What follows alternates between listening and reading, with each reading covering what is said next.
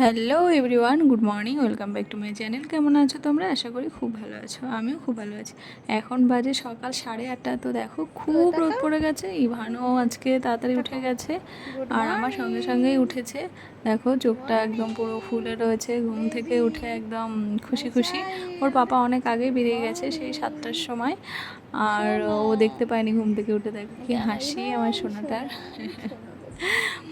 তো অনেকক্ষণ একটু খেললাম ওর সঙ্গে, তারপরে উঠে ওকে ফ্রেশ করিয়ে তারপরে কেক দিলাম, খেলো। আর আমার জন্য ওটস বানিয়ে নিয়ে এসেছি, আর এই যে ওর জন্য স্পেশাল একটা খাবার বানিয়ে নিয়ে এসেছি। তারপরে এটা ডিম দিয়ে সুজি দিয়ে একটা খাবার বানিয়ে নিয়ে এসেছিলাম। অর্ধেকটা খেয়েছে, অর্ধেকটা খায়নি আর কি। আর যেটা আগে দেখিয়েছি সেটা খেয়েছে। আর আমি এই যে একেবারে স্নান করে নিয়েছি, এত গরম লাগছিল। তো দেখো, আর তারপরে ইভানকেও স্নান করে দিয়েছি, পটি করেছিল এর জন্যই। আর দেন চাদরটা অর্ধেকটা চেঞ্জ করা আছে, অর্ধেকটা করা নেই। এর ফাঁকেই নিচে দেখতে পাচ্ছি একটা বাচ্চা আছে, তো ওর সঙ্গে ইভান প্রচণ্ড খেলতে ভালোবাসে। ও আসতো আগে, এখন আর আসে না। তো দেখে দেখো ভীষণ খুশি হয়েছে আর যাওয়ার জন্য পাগল হয়ে যাচ্ছে। দাদা অ্যাকচুয়ালি ওকে খুব একটা বাইরে বের করা হয় না, আর কাউকে পায় না। ও দেখো জানলা দিয়ে ডাকছে, দাদা দাদা দাদা, আসো আসো আসো আসো করে ডাকছে। তো ওকে বললাম আসো, বলে না আমি পরে যাব, বিকালে যাব, এখন যাব না। তো আমি বললাম ঠিক আছে। তো ওর সঙ্গে অনেকক্ষণ জানলা দিয়ে খেললো, কি খুশি আমার ইভান। মানে কি বলবো, মানে শুধু ওকে দেখে নয়, মানে বাইরের কোনো মানুষ দেখলে মানে খুব খুশি হয়, খুব খুশি হয়। অ্যাকচুয়ালি লোকজন পায় না, তো একা একা থাকে বাচ্চারা, সেই জন্যই খুব মন খারাপ লাগে। আর মানুষ দেখলে ভীষণ পাগলের মতো করে আর কি। যাই হোক, তো কি আর করা যাবে। আর যখন বড় হবে আস্তে আস্তে, তখন আবার স্কুলে ভর্তি করে দেয়, তখন কত বন্ধু পেয়ে যাবে। তো ভাবছি স্কুলে ভর্তি করব, যে প্লে স্কুলগুলো আছে না ওখানে দেব। তো দেখা যাক, আর কিছুদিন পরেই দেব, যাতে ওর মনটা ফ্রেশ থাকে। এর কারণেই, কারণ ও একা একা ভীষণ বোর হয়, ভালো লাগে না ওর। এর কারণেই, কারণ ওর খেলার যে সাথেই নেই কেউ। সেই জন্য ওই যে আমাকে বিরক্ত করে, আমার সঙ্গে খেলে, ওর পাপার সঙ্গে খেলে, এই দুটো মানুষ কতক্ষণ আর ভালো লাগে, তাই না? তো যাই হোক, দেখো আমার ছেলে ভীষণ দুরন্ত দুরন্ত, মানে কি বলবো, শান্ত না, যে ওকে শান্ত করে বসিয়ে রাখা যাবে সেটা নয় আর কি। ভীষণ চঞ্চল। শুধু একটু যখন বাইরে নিয়ে যায়, তখন তো মানে অনেক মানুষ দেখে, তো তখন তাদের কোলে ওঠার জন্য ব্যস্ত হয়ে যায়। অচেনা লোক, চেনে না, তারপরেও সবার কোলে যায় আর সবাই ওকে আদর করে। এই জিনিসটা ভীষণ ভালো লাগে, যে এই জিনিসটা যেন বড় হয়ে থাকে, যেন সবার মন জয় করতে পারে, সবাই যেন ওকে ভালোবাসে, এটুকুই আর কি চাওয়ার। তো আজকে তেমন একটা রান্নাবান্না ছিল না, এই যে কালকে সব কিছু বেঁচে গেছিলো, সেগুলো নিয়ে খাবার নিয়ে চলে এসেছি। আর ওর জন্য আবার একটা ডিম ভেজে নিয়ে এসেছি, তো এটাও এখন খাবে। আর দেখো আরও কত কি খাবার বানিয়ে দিয়েছিলাম, সবগুলো খায়নি। আর এই যে একটু একটু সব বেঁচে গেছে, ডাল, এই যে চাটনি, আর একটু আলু তরকারি ছিল, আর এই যে কচু শাক, আর এই যে আলু তরকারি, ওইটা দিয়ে আজকে দুপুরে লাঞ্চ হয়ে যাবে। আর এত গরমে আর আমি আর দুপুরে রান্না করতে আসিনি আর কি, প্রচণ্ড গরম। আর যেটুকু ভাত ছিল সেটাই যে গরম করে নিচ্ছি, আর একটা ডিম পোচ করে নিয়েছি, ব্যাস এটুকু দিয়ে আমার দুপুরে লাঞ্চ হয়ে যাবে। আর ভাবছি বিকালে রান্না করব, কারণ গরমে কোনো রকম খাই, আর ওকে খাইয়ে দেবো আমার সঙ্গে সঙ্গে, হয়ে যাবে। আর ওর এমনি পেটটা ভরা রয়েছে, ডিম খেয়েছে, আগে আগে দেখলে কত খাবার, সবগুলো টুকটুক করে ফোন দেখেছে আর খেয়েছে।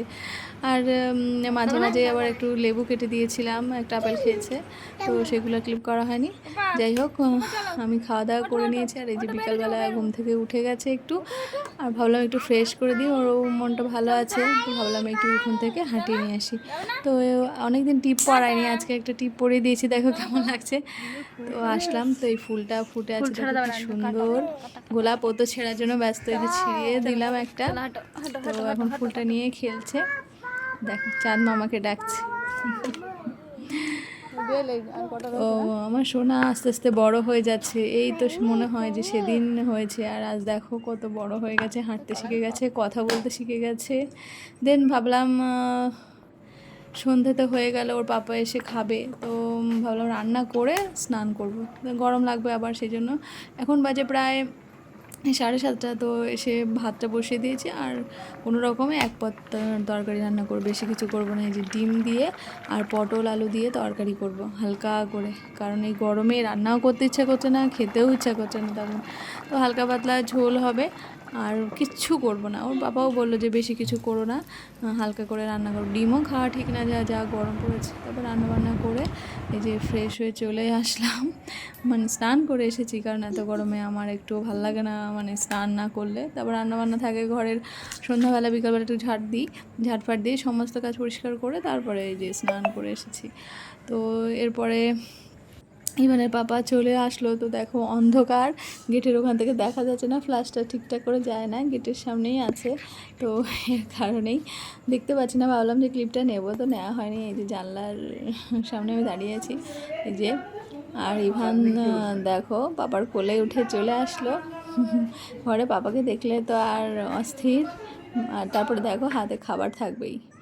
আর ও আসার সময় বাজার থেকে একটু উচ্ছে, একটু ভেন্ডি, একটু পুঁইমিটুলি নিয়ে আসলো। তো পুঁইমিটুলিটা আমি ভীষণ ভালো খাই, এর কারণেই।